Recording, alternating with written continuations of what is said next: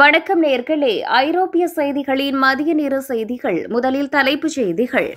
முன்னாள் ஜனாதிபதி Nicolas Sarkozy சிறையிலிருந்து விடுதலை. ரஷ்ய பொருளாதாரத்தில் ஏற்பட்ட திடீர் சரிவு, கடும் நெருக்கடியில் புட்டின். பின்லாந்தில் மீண்டும் கோவிட் அச்சம், வாரத்திற்கு 200 தொற்றாளர்கள். மீன்பிடிக்கும் வலைகள் ட்ரோன் பிடிக்கின்றன. உக்ரைனின் புதிய உத்தி, மாறிவரும் போர் முறைகள். லிதுவேனியாவின் மூடல், எல்லையில் 1100 லாரிகள் சிக்கி தவிப்பதாக பெலாரஸ் குற்றச்சாட்டு. 2 துண்டாகி விழுந்து நொறுங்கிய ஹெலிகாப்டர், 5 பேர் பலி, அதிர்ச்சி தரும் காணொலி. ஜெர்மனியின் கிறிஸ்துமஸ் தாக்குதல், அரேபிய மருத்துவரிடம் விசாரணை. இனி விரிவான செய்திகள். முன்னாள் ஜனாதிபதி நிக்கோலோ சர்கோசி சிறையிலிருந்து விடுதலை. பிரான்சின் முன்னாள் ஜனாதிபதி நிக்கோலோ சர்கோசியை சிறையிலிருந்து விடுவிக்க நீதிமன்றம் உத்தரவிட்டுள்ளது. லிபியாவின் முன்னாள் ஜனாதிபதி கடாஃபியிடமிருந்து நிதி பெற்று 2007ஆம் ஆண்டு ஜனாதிபதி தேர்தலுக்கான பரப்புரைக்கு பயன்படுத்தியதாக குற்றம் சாட்டப்பட்டு அவர் சிறையில் அடைக்கப்பட்டிருந்தார். நேற்று நண்பகலுக்கு பின்னர் அவர் விடுவிக்கப்படுவார் என எதிர்பார்க்கப்பட்டது. சர்கோசியின் உடல்நல பிரச்சினைகளை காரணம் காட்டி அவரை தீவிர கண்காணிப்பின் கீழ் விடுவிக்க வேண்டும் என அவரது வழக்கறிஞர்கள் நீதிமன்றத்தில் கோரிக்கை வைத்தனர். நீதிமன்றம் இந்த கோரிக்கையை ஏற்றுக்கொண்டது. தனது உடல்நிலை குறித்து நீதிபதிகளிடம் அவர் நேரடியாக தெரிவித்ததாகவும் தகவல்கள் தெரிவிக்கின்றன. ரஷ்ய பொருளாதாரத்தில் ஏற்பட்ட திடீர் சரிவு, கடும் நெருக்கடியில் புட்டின். உக்ரைனுக்கு எதிரான போர் காரணமாக ரஷ்யாவின் பொருளாதாரம் பாரிய வீழ்ச்சியை சந்தித்துள்ளதாக எச்சரிக்கப்பட்டுள்ளது. இந்த எச்சரிக்கையை ரஷ்ய மத்திய வங்கியின் தலைவர் எல்விரா நைபுலினா விடுத்துள்ளார். ரஷ்யாவின் பொருளாதாரம் எதிர்பார்த்ததை விட வேகமாக வீழ்ச்சியடைந்து வருவதாக மத்திய வங்கி மேற்கொண்ட ஆய்வில் தெரிய வந்துள்ளது. தொடர்ந்து 3 காலாண்டுகளுக்கு பின்னர் ரஷ்யாவின் வளர்ச்சி குறையும் என எதிர்வு கூறப்பட்டுள்ள நிலையில் புட்டின் அரசாங்கத்திற்கு பெரும் நெருக்கடியை ஏற்படுத்தியுள்ளது. ஜூலை முதல் செப்டம்பர் வரையிலான 3 காலாண்டில் மொத்த உள்நாட்டு உற்பத்தி கடந்த ஆண்டை விட 0.6% மட்டுமே அதிகரித்துள்ளது. இது கடந்த காலாண்டுகளில் 1.1 மற்றும் 1.4% இருந்தமை குறிப்பிடத்தக்கது. 4வது காலாண்டில் மொத்த உள்நாட்டு உற்பத்தி -0.5 முதல் +0.5% வரை சுருங்கக்கூடும் என்று மத்திய வங்கி எதிர்பார்க்கிறது.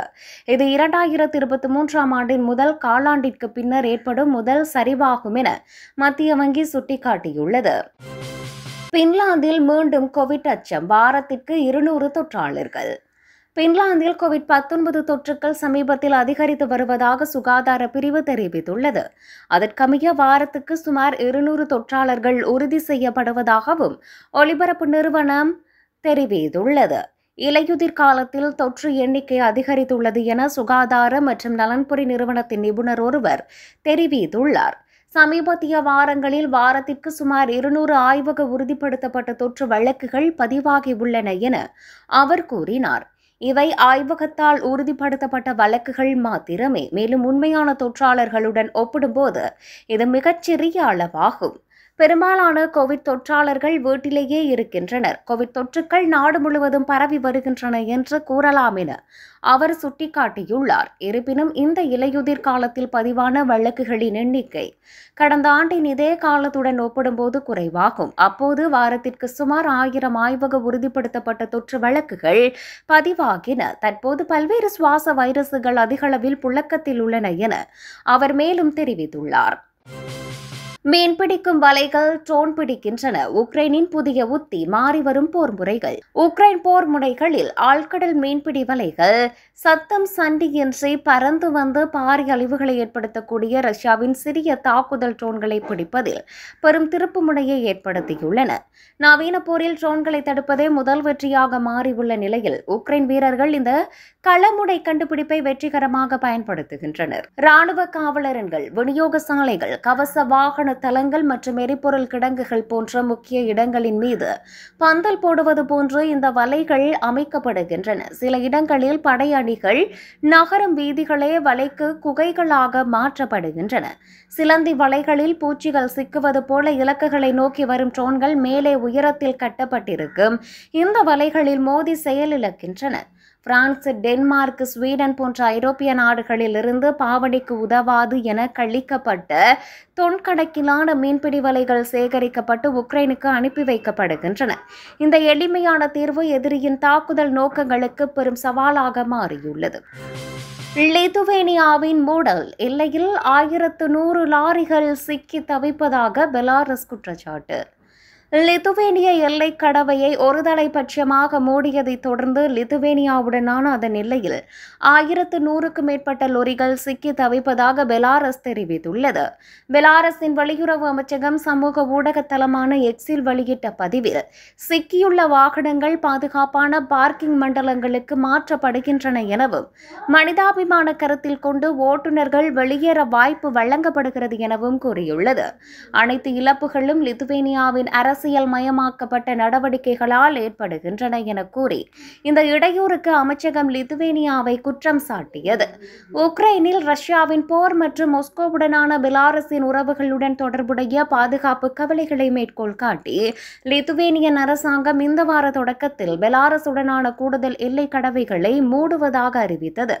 பெலாரஸுக்கும் அதன் ஐரோப்பிய ஒன்றிய அண்டை நாடுகளுக்கும் இடையிலான பதற்றங்கள் சமீப வாரங்களில் அதிகரித்துள்ளன. உதாரணமாக, சூடான பலூன்களை பயன்படுத்தி பெலாரஸ் சிகரெட் கடத்தலை எளிதாக்குவதாக குற்றம் சாட்டி லிதுவேனியா கடந்த மாதம் எல்லையை மூடியது.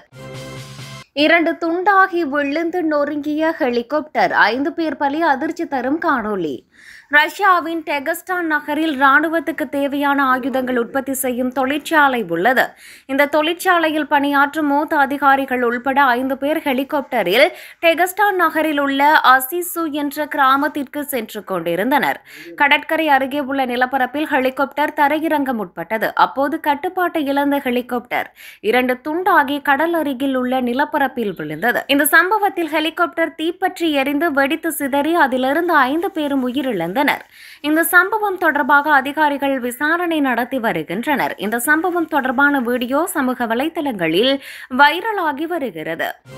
ஜெர்மனியின் கிறிஸ்துமஸ் தாக்குதல், அரேபிய மருத்துவரிடம் விசாரணை. கடந்த 2024ஆம் ஆண்டு கிழக்கு ஜெர்மனியின் மக்டிபெர்க் நகரில் டிசம்பர் 20 நடந்து கொண்டிருந்த கிறிஸ்துமஸ் சந்தையில் காரை வேகமாக ஓட்டி ஆடவர் ஒருவர் மக்களை மோதிக் கொன்றார்.